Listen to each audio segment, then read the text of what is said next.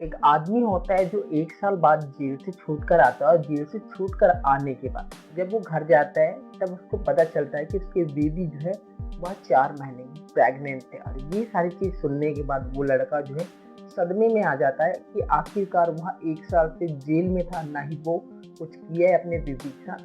तो ये कैसे हो सकता है? फिर वो क्या करता है, सदमे में आने के बाद वह एक साजिश को रंजिश करता है।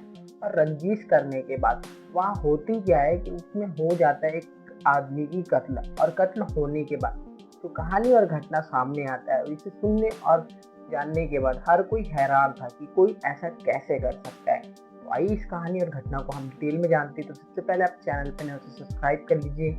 एंड आप वीडियो कहाँ से देख रहे हो अपना प्यारा सा name and city name comment box में जरूर बताइएगा, ताकि वीडियो को ज़्यादा से ज़्यादा लाइक एंड शेयर जरूर कीजिए। जो आज की कहानी और घटना है वो उत्तर प्रदेश के गाजियाबाद से, जहाँ पे एक लड़का होता है जो कि 7 अक्टूबर 2025 की रात के 8 बजे का वक्त हो रहा था, जो कि स्कूटी से अपने घर की ओर जाते रहते हैं। तभी वो सड़क के किनारे 5 लड़कों जो है उसे रोक लेते हैं और रोकने के बाद उससे हाथापाई करने लगते हैं। हाथापाई होने के बाद जो है क्या होता है कि जो है पांचों लड़के वो गन निकालते हैं और गन निकालने के बाद उस पर ताबड़तोड़ हमले करते हैं। हमले में कुछ गोलियां जो है उस लड़के की शरीर पे लगती है और मौके पे ही वहां मौत हो जाती है। सड़क पे भीड़ भाड़ थी, लेकिन किसी की भी हिम्मत नहीं होती कि उसे बचाया जाए। अब वहां पे वो गोली चलाने के बाद जितने भी आरोपी होते हैं वो वहां फरार होने के बाद जो है नजदीकी पुलिस स्टेशन में इन्फॉर्म किया जाता है। जो पुलिस जो है वो मौके पे पहुंचती है।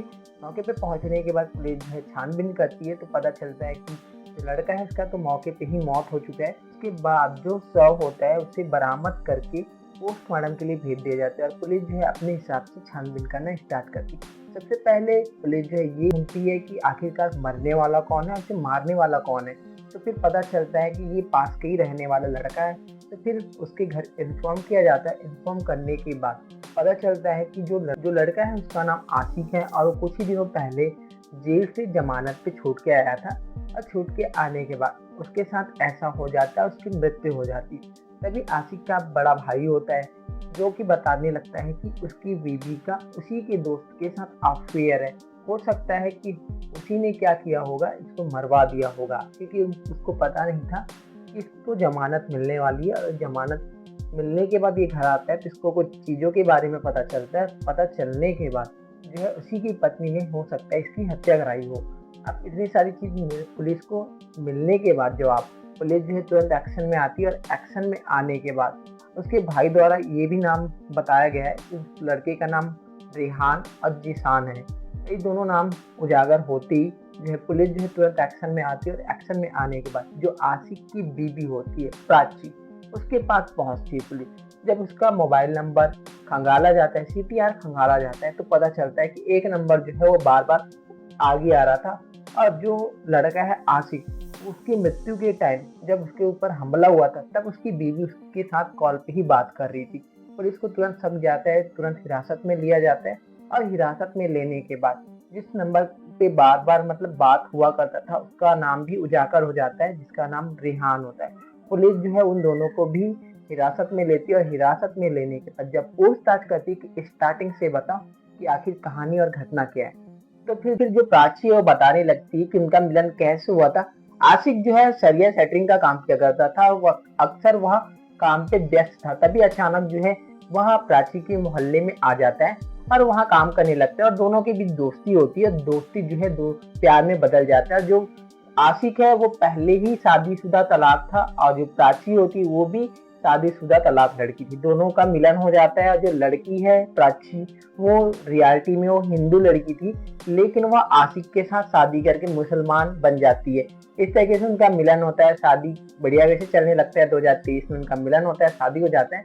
लेकिन 2024 में जो आशिक है वह नशे की तस्करी के जुर्म में वो खुद ही करता था। इस वजह से उसे जेल हो जाती है। और 2025 में उसको जमानत के तौर पे उसे बाहर किया जाता है। और बाहर करने के बाद इसी बीच होता क्या है कि जो रेहान है वह आशिक का अच्छा दोस्त था, तो अक्सर वह आशिक को मिलने आया करता था। लेकिन आशिक जो है जेल चला गया था, तो इसी बीच क्या है उसके बीबी प्राची से वह घंटों घंटों बात किया करता था। और घंटों घंटों बात करने के बाद जो है उनकी दोस्ती प्यार में अफेयर में बदल जाती है। और वो शारीरिक संबंध, अवैध संबंध बनाने लगते हैं। और इस तरीके से फिर क्या होता है कि आशिक जो है अचानक 2025 में जब जेल से जमानत हो जाता है उसका, तो वो बाहर आ जाता है। और आने के बाद जब उसका भाई जो होता है आशिक का, वो बताने लगता है कि तुम्हारी गैर मौजूदगी पे जो रेहान है वह आया करता था और तुम्हारी बीवी के साथ वो घंटों घंटों समय बिताया करता था। इस तरीके से बात होने के बाद जो है आशिक जो है सदमे में आ जाता है। और सदमे में आने के बाद वो कुछ सोचने पे मजबूर रहता है। तभी क्या होता है कि जो प्राची होती है वो 4 महीने की प्रेग्नेंट होती है, तो वो रेहान को बताने लगती है कि मैं प्रेग्नेंट हूँ, कुछ ही महीनों बाद मेरा पेट बाहर आ जाएगा। और जो है आशिक को सारा चीज पता चल जाएगा, या तो वो मुझे मार देगा या फिर तुम्हें मार देगा, ये प्राची बोलती है। अब इतना सब चीज होने के बाद आशिक को सारी चीजें मालूम हो जाती है, तो वह क्या करता है कि वो बहुत ज्यादा प्राची को मारता है, प्रताड़ित करता है, मोबाइल वगैरह वो छीन लेता है। छीनने के बाद क्या है, जो है किसी भी तरीके से फिर क्या होता है, जो प्राची होती है मोबाइल के जरिए से रेहान को कॉल करती है और सारा चीज फिर रेहान जो है अपना प्लान ए बताता है। वह कुछ नशीली दवाई देता है और देने के बाद प्राची से बोलता है कि तुम इसे खाने में मिला दो, जब वो सो जाएगा तो उसके गले को दबा के मार देना जी। इस तरीके से बताता है रेहान। लेकिन ये प्लान 5 अक्टूबर की रात को वो प्राची करती है, लेकिन वह इतनी साहस नहीं जुटा पाती कि वह आशिक को मार सके।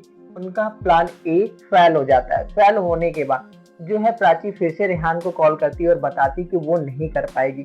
फिर प्लान बी तैयार किया जाता है, जहां आशिक जो है अपने 4 दोस्तों के साथ मिलके 7 अक्टूबर रात के 8 बजे के करीबन जब वो आशिक जो है अपने घर की ओर जाते रहते हैं, तभी ये पांचों मिलकर उसे घेर लेते हैं, लड़ाई झगड़ा करते हैं। और लड़ाई झगड़ा करने के बाद उस पर ताबड़तोड़ हमला करते हैं और हमला करने के बाद भाग जाते हैं। उनको लगता है कि पुलिस उनको नहीं पकड़ पाएगी और मामला शांत हो जाएगा और वो फिर प्राची से शादी करके अपना जीवन यापन चलाने लगेगा।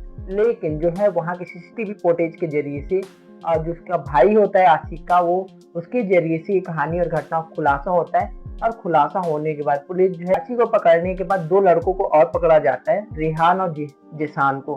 फिर जो कहानी और घटना है वो सामने आता है। इस तरीके से हुआ है और जो 3 आरोपी और हैं वो अभी फरार है। कहानी और घटना यहीं तक था जो कि हमने आपको बता दिया है। बाकी कहानी और घटना को सुनाने का मेन मकसद आपको डराना नहीं था, आपको एजुकेट और सतर्क करना था, ताकि आप ऐसी घटनाओं से अवेयर और सावधान रह सकें। बाकी इस कहानी और घटना के ऊपर आपका क्या राय है कमेंट बॉक्स में जरूर बताइएगा।